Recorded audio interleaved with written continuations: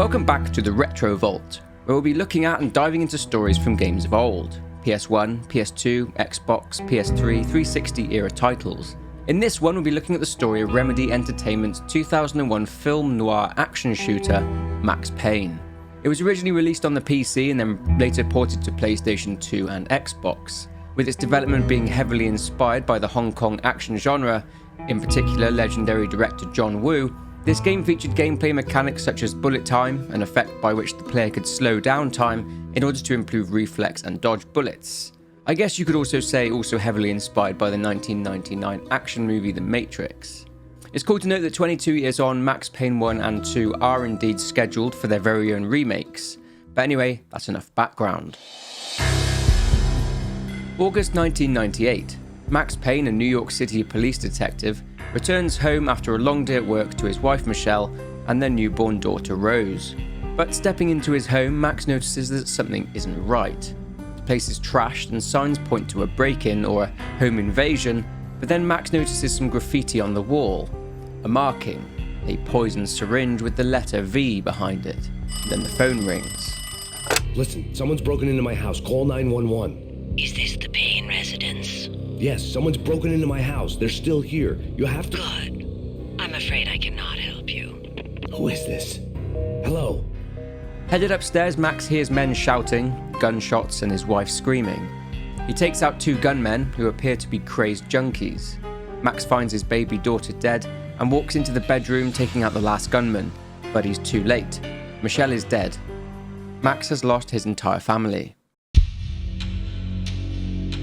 3 years later, Max is transferred to the Drug Enforcement Agency, the DEA. His best friend Alex Boulder had been tapping up Max for years trying to recruit him, but Max had his idyllic life and didn't want to spend ages undercover infiltrating drug gangs, so kept turning Alex down. But that was 3 years ago, and things have drastically changed. It was discovered pretty early on that the junkies who massacred Max's family were high on a previously unknown designer drug named Valkyr, or V. Max transferred to the DEA straight after the funeral and jumped straight into it. After 3 years, they finally got a break in the case. A dime dropper, which is essentially an informant, tipped the DEA off to the fact that a man named Jack Lupino, one of the mob bosses in the Punchinello crime family, was trafficking Valkyr. So Max went undercover, and within 2 months, he had successfully infiltrated the family. A colleague of Max's in the DEA gets in touch with him, a man known only as BB. Both Alex and BB were the only ones who knew of the operation concerning Max working undercover. BB says that something has come up with Jack Lupino, and that Alex needs to meet with Max at Roscoe Street Station. Max notes that this is the very first face-to-face with Alex since he went undercover. Coincidentally, the worst snowstorm and blizzard to ever hit New York has arrived, so the streets are pretty much empty. Max arrives at Roscoe Street Station though, and he immediately senses that something isn't right. It doesn't take long for Max's suspicions to be proved right. A trail of blood leads to a locker room inside which a transit officer lies dead. He's clearly been slain. Max then comes across two of Jack Lupino's goons and they open fire on him, but Max takes them down. After moving through the station and travelling to another part of the station which was abandoned, and killing more of Lupino's mobsters, Max unwittingly stumbles upon the Punchinello crime family committing a bank robbery and using the subway system and the storm outside as their cover. After stopping the robbery in its tracks, Max is contacted by a man named Jim Bravura, the chief of the New York Police Department. It seems the police are indeed aware of the bank robbery taking place. Max uses the mobsters' explosives to blow a door open and then meets with Alex. Max explains the robbery, but Alex is being approached by someone who then shoots Alex dead. One of the only two people who knew about Max's being undercover was dead, and the assassin takes off. The police have arrived, but Max manages to escape the subway. Max is sure that Alex had stumbled upon something significant. Significant enough for Lupino to have had Alex killed. Max heads straight for Lupino's den, a sleazy hotel and tenement building. Max walks inside. Of course, the mobsters on the door seem to have no idea that Max killed all their friends earlier on, at least at first. Max makes small talk with them, but then the brothers reveal that they know he's a cop, and they try to kill Max on the orders of Lupino. Max's cover has effectively been blown. The brothers are no match for Max though, and he takes them both out. He finds a letter on the table from Lupino's right-hand man, a man named Vinny Gognitti. It talks of a Valkyr deal going down at the hotel with a man named Rico Muerte in room 313. Shortly afterwards, Max discovers that he is wanted for the murder of Alex. Tonight, the city's fight against the nightmare drug Valkyr took a turn for the worse, as DEA Special Agent Alex Balder was found brutally slain at the Roscoe Street subway station. A suspect was seen leaving the site only moments after the shots had been fired, and the NYPD is currently in pursuit of Max Payne, a repeated felon believed to be armed and extremely dangerous. Max needs to get to Lupino fast. If anyone knows the location of Lupino, it'll be Vinny, so Max leaves a trail of bodies throughout the hotel. Reaching room 313, Max finds yet another letter. You see, the DEA couldn't find any tracks and therefore prove that Angelo Punchinello, head of the Punchinello crime family, had anything to do with the trafficking of Valkyr. But this letter confirms that he did. Max later discovers that this hotel is also the home of many prostitutes, of which one, a prostitute called Candy Dawn, videotapes her clients so she can blackmail them or sell the tapes to her clients' enemies, etc. One of these men is a man Candy refers to in her diary as One-Eyed Alfred. It doesn't take long until Max walks into the hotel's bar and finds Rico Muerte there with Candy Dawn. They both, along with other low-level mobsters, open fire on Max, and he kills them all. Max later finds a phone switchboard where he hears a heavily injured mobster telling Vinny Gognitti that Max has killed basically everyone. The word is out that Max is after them. Max leaves the hotel and heads for Lupino's tenement building. At that moment though, an explosion. A bomb had gone off and Max spots Vladimir Lem in a departing car, who is the head of the Russian mob, sworn enemies of the Punchinellos. Max is now in the middle of a mob war too. Max obliterates more gangsters and heads towards Jack Lupino's top floor suite through the rundown tenement building. On the way, he receives a phone call. Am I speaking to Mr. Payne? Who wants to know? My name is Alfred Woden. You must hurry. The police are on their way. Tell me something I don't know. They know you're there. How? And what's it to you? I will contact you again. That was Alfred Woden. You may recall I mentioned Candy Dawn and that she filmed an old man during one of their sessions. Well, that was One-Eyed Alfred. It's not clear who Candy Dawn was selling the tapes to though. Anyway, the police have arrived and are demanding Max Payne's immediate surrender. Max later finds another letter written by Vinny Gognitti, this time detailing the brewing war between the mobs. The Punchinellos had pushed Vladimir Lem too far after a hit, and he had retaliated. Then, as Max reaches the top floor, he hears it. The whiny voice of Vinny Gognitti. Vinny Gognitti. Just the man I've been killing to see. Payne? Freaking fed! I knew from day one there was something screwy about you. What do you think you're doing? You're a freaking cop. You ain't got squad on us. You can't just come in here waving your piece like it meant something.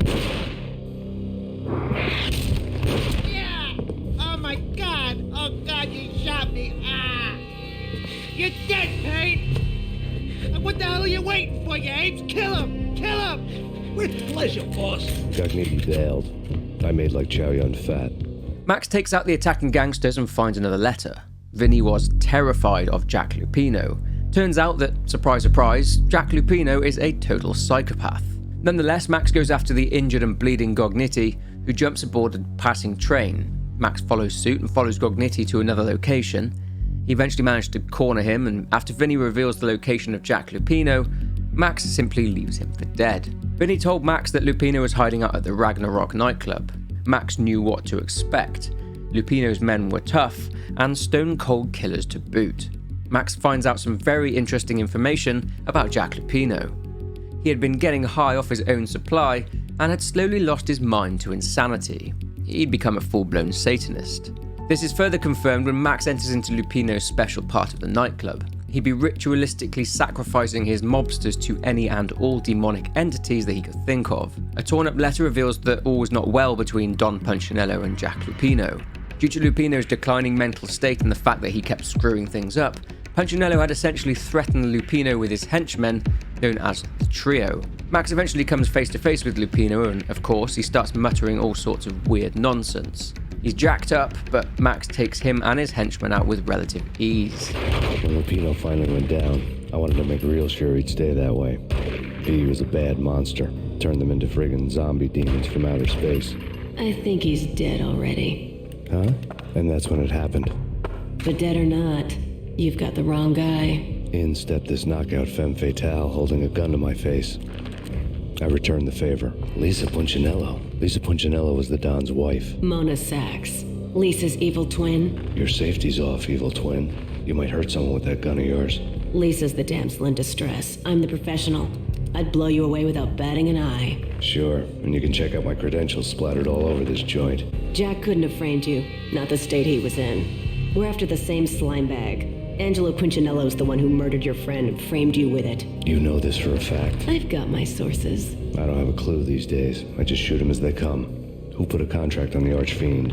This one's mine. I hate the guts of that sadistic wife-beater. So it seems that the Don himself was responsible for Alex's murder, and not Jack Lupino. Mona pours Max a drink, but it's been spiked with a sedative. She doesn't want Max getting her sister killed, as this essentially puts Max in grave danger again, and he is captured by the Punchinello family and tied up in the basement of the hotel. During his little sleep, Max is haunted by nightmares involving the death of his family. He wakes up and he's part of something he came across in the hotel before, where he found a dead man tied to a chair, beaten to death, with a comic strip of something called Baseball Bat Boy.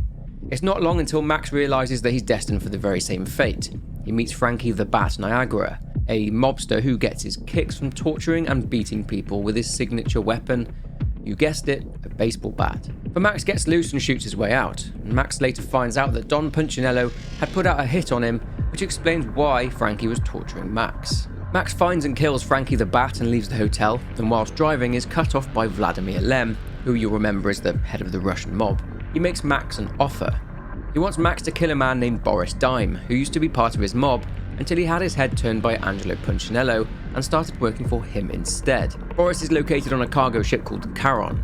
The ship itself is loaded with guns and hardware. If Punchinello gets it, then Vladimir is pretty much finished. Max accepts as many of the guns on board as he can carry as payment and goes to the Brooklyn riverfront in search of Boris. He fights through the warehouses, slaying large numbers of Punchinello's men, and eventually he reaches the cargo ship and answers a call. Angelo Puccinello here. Angie, tell me, how much did Dime cost you? I bet it was more than his name. Max Payne. Right the first time. You're dead, punk. You sure you're not confusing me with Boris here? But you are right, of course. Pretty soon we should get together and have a talk. You son of a... Pissing Punchinello off was a dangerous game, but when people get mad, they make mistakes. I should know. That's where I wanted Punchinello, mad enough to trip over his own feet, preferably into a grave. Max takes out Boris. Vladimir is delighted and offers Max his help whenever he needs it. Max realizes soon after that he won't be able to breach Punchinello's manor, even with the weapons from Vladimir, so he calls and makes Punchinello a deal, but he really just wants to kill Punchinello. Punchinello though tells Max to meet him at his restaurant. Max gets there, but it's a setup. Punchinello clearly doesn't care for the restaurant as he torches the place with Max inside, but Max escapes the place through the mangy sewers. He's once again greeted by Vladimir, who saw the smoke, and he offers Max a lift to Punchinello's manor. Max arrives and gets to work hunting down the trio, Punchinello's hit squad.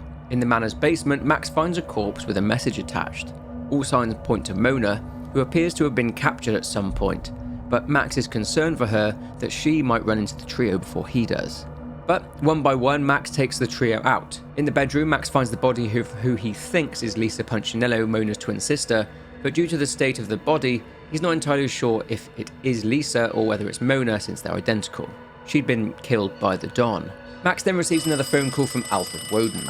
Max Payne. Talk to me. Alfred Woden. You've got company. An armed helicopter just landed on the manor grounds. You must hurry. The more the merrier. Max continues in his search for Punchinello and eventually he hears him pleading for help. It doesn't take long before Max meets the people who arrived at the manor, as some suited men burst in and kill Punchinello, but Max kills them.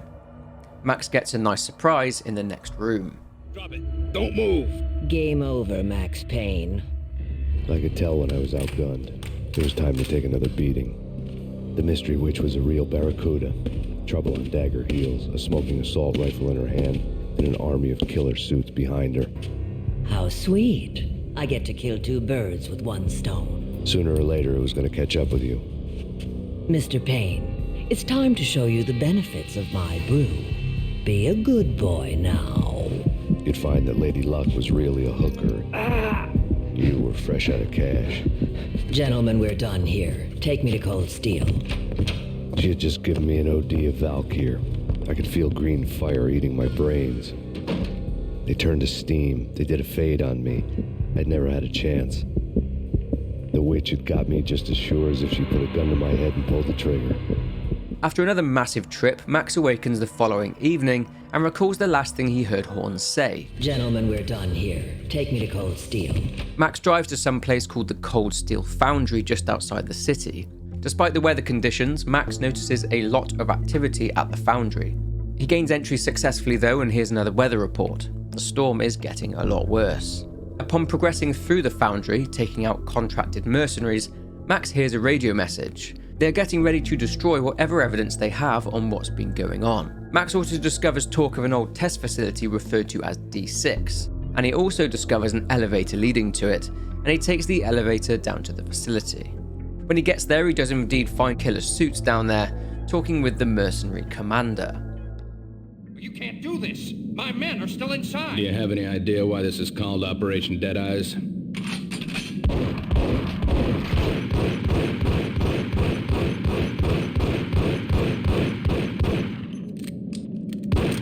I think he's dead already. Max takes out the killer suits and notices the logo on the floor. This is a US Army facility, and it reads Project Valhalla. Max also finds vats of Valkyr being mixed. Max discovers a cell block which contains test subjects. They were wearing the very same clothing that the 3 crazed junkies who killed his family were 3 years ago. And then Max finds a computer which explains what the hell is going on inside this facility. Top secret. Project Valhalla. US Army. Yggdrasil Network. Valhalla, the otherworldly place in Norse mythology where the bravest heroes spent their afterlife feasting and fighting forever, their wounds miraculously healed night after night. Valkyr, the maidens who chose the most courageous Viking warriors and carried them to Valhalla. 1991. The research objective is to create a chemical substance to enhance the stamina and morale of infantry troops. 1995. Results unsatisfactory. Project cancelled. Someone had decided to continue the sick experiment unauthorized. So it seems that Valkyr just ended up making everyone hella crazy. He then finds something concerning his wife Michelle. Data leak. Fix the damage by any means necessary. Security clearance red. Authorized by the project lead. Field test. Double the dosage for all the remaining test subjects. Observe and record the subject's behavior in an urban setting. The drop-off point was my old address in New Jersey. The file dated 3 years ago. During Max's trippy dream sequences, he recalled that Michelle tried to tell him about strange things she'd come across at work. It turns out that Max's wife Michelle, who worked part-time in the DA's office, was looking into an army dossier, something called Valhalla. Then she came across a memo regarding Vikings. She'd gotten too close. Horn then let loose 3 test subjects into Max's home as a test in an urban setting, leading to Max's family being killed. It was therefore Nicole Horn who was responsible for the death of Max's family 3 years prior. Max then takes rest in a diner, and then he receives a phone call from BB, who is of course the only person left who knows about Max's undercover operation, but Max has suspicions about BB. Max meets with BB, who tells Max that he has absolutely no idea how huge this all is. A driver tries to run Max down, and BB gets into the vehicle. A chase and a gunfight takes place through the multi-story car park, but eventually Max overcomes his enemies and takes down BB. Good riddance. Max then takes another call from Alfred Woden. Max Payne, Whatever does it for you. this is Alfred Woden. I can give you the name of your enemy. Come to the Asgard building presently. We are expecting you. Woden was waiting for me on the steps of the old building. Mr. Payne, let's go inside. The others are anxious to begin. The others? Despite the general misconception, this building actually predates the City Hall by 2 years, thus being the oldest municipal building still in use here at the foot of the Brooklyn Bridge. No kidding. The old man played tour guide as he led me through a dark domed hall. The answers I was after loomed large ahead. Mr. Payne, I would like to introduce you to my colleagues in what we call the Inner Circle. You've been watching too much X-Files. You have seen the files on Project Valhalla. We can fill the gaps, provide you with the information missing from those files. We were all involved in the early stages of the project during the Gulf War. What's the catch? We would very much like to blow this thing wide open, but our hands are tied. Her name is Nicole Horn. She was the key figure in Project Valhalla. When the funding was discontinued, she simply refused to quit. She knew exactly what she had in her hands. Nicole Horn is the president of Acer Corporation. She has more than half the city in her pocket. This must be kept under wraps. If you try to go public with this, we will deny any knowledge. We need you to take her out. Afterwards, we can protect you. Make all the charges go away. That was the cue for the killer suits to kick in the doors and swarm inside. It was an impressive floor show, but I decided to leave early anyway. It was only a one-story film. Lucky me. So Woden is dead, but not quite, as Max later finds out. You see, the Inner Circle are a secret society that hold a lot of influence over everything that goes on in the city. They are so influential that, as already mentioned, they can make all the charges against Max go away. Woden is their leader, and eventually Max discovers a document detailing just how far their influence actually went. Fighting through the mercenaries inside the Asgard building, Max also discovers one of the tapes sent by Candy Dawn. It's clear now who the tape got sent to: Nicole Horn, who had made copies of the tape of One-Eyed Alfred going at it with Candy Dawn and used it to blackmail him. Max keeps the tape as his own form of collateral should Woden try to screw him over. He comes across blueprints for Horn's Acer Corporation headquarters, detailing her office just above her penthouse suite. The building is a complete fortress. Payne eventually manages to shoot his way out of the Asgard building and starts his journey to the Acer building. Max fights through loads of heavily armed mercenaries, and he encounters Mona again. Mona, looking good. Max, we gotta stop meeting like this. It will be a cold day in hell before I let a narc cop stop me. Miss Sachs, do your job. You see, Mona is actually a contract killer, and she was hired by Nicole Horn to kill and eradicate any links between her and the Mafia. Mona was sent to Ragnarok to kill Lupino, but of course Max beat her to it. Anyway, Mona refuses to kill Max as she thinks he's a nice guy, but then more killer suits turn up and shoot Mona in the head. Max kills the killer suits, but when he returns to the elevator, Mona's body is gone. Max eventually reaches Horn and confronts her. No begging, no bribes. She knew better. Honor among killers. We who were about to die. Both of us knew how this would end, in pain and suffering. All this because your wife stuck her nose into things that were none of her business. The cops were coming to take me away. The sirens were like a bad conscience I couldn't shake. It's ridiculous you've made it this far. You won't be alive when they get here. She flees to the roof, ready to depart in a helicopter, but Max shoots out the cables holding a large antenna in place, and then hits it with a grenade from an M79, and the antenna falls onto the helicopter, sending it crashing to the streets below. Horn is dead. Then, the infamous line from Max. They were all dead. The final gunshot was an exclamation mark to everything that had led to this point. I released my finger from the trigger. Jim Bavura then turned up and Max was arrested. You gave us one hell of a ride. Take him down to Central Booking. You heard the man. Woden was there in the crowd, standing by the sidelines. It wouldn't be over till the man with the patch would say so. He'd say the right words. I knew he would. He'd better. Woden grinned smugly. It was the grin of a winner. That made two of us. And that's it for the story of Max Payne, and for this episode of the Retro Vault. A great story in my eyes. I had great fun playing through this game again. Although the gameplay is so incredibly dated, I still had an absolute blast. If you enjoyed this video, then please leave a like and comment your thoughts down below. But for now, take care, and I'll see you in the next one.